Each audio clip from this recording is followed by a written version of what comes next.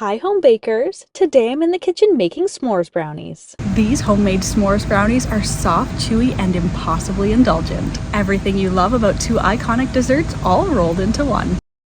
Gooey marshmallows, melted chocolate, and crunchy graham crackers, all stacked on top of a buttery graham cracker crust and soft, rich, fudgy brownies. Bring all that campfire magic into a handheld dessert bar. So let's get into the kitchen. This is how I make homemade s'mores brownies.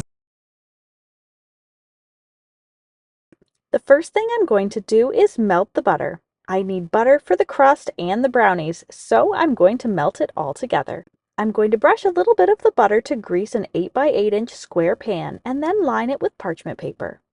Now in a bowl, mix 1 cup of graham cracker crumbs with 3 tablespoons of the melted butter. Or you can mix it right in the bottom of the pan if you really want to save on dishes, like I'm doing here. Press this into the bottom of the lined pan to make the crust. And it's ready to bake in my preheated 350 degrees Fahrenheit or 180 degrees Celsius oven for 10 minutes. Meanwhile, in a bowl, I'm going to mix together 1/3 of a cup of melted butter and 3/4 of a cup of brown sugar. Stir in 1/4 cup of flour, 1/3 of a cup of cocoa, and 1/2 teaspoon of baking powder. Mix in 1/4 of a cup of milk, 1 teaspoon of vanilla, and 1 lightly beaten egg. Then pour this chocolatey layer on top of the baked crust, and it's going to get popped back into the oven to bake for another 20 minutes.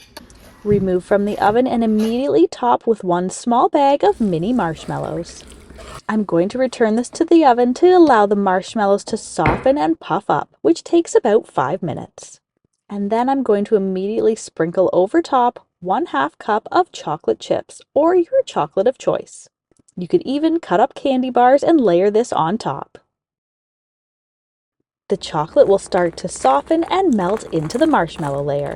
To finish the s'mores topping, I'm going to poke the pieces of 4 broken graham crackers through the marshmallow topping.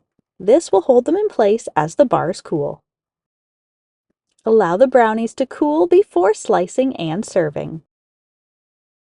If you notice the marshmallows are extra sticky when you're trying to slice them with a knife, brush the blade with a little bit of oil. These treats are quick and easy to make and are perfect to bring to potlucks, backyard barbecues, or an indulgent dessert to make at home. And as always, you can find a link to the full written recipe in the description box below. Enjoy! If you're a fan of deliciously simple vintage recipes and old-fashioned skills, then you'll want to check out this next video. Thanks for stopping by.